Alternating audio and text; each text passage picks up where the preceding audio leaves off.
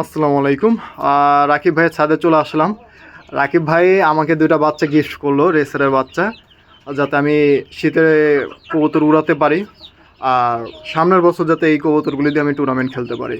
তো রাকিব ভাই সামনে আছে। রাকিব ভাই কেমন আছেন?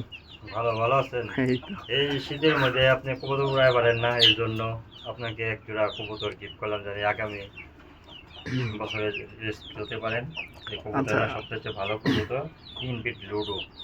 আর আচ্ছা, এটা সিকিউরিটি।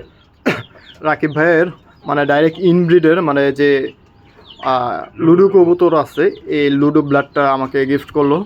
আর পাশাপাশি একটা গ্রিজেল বাচ্চা ছিল, এই দুটো মিলে আমাকে দুটো বাচ্চা গিফট করলো।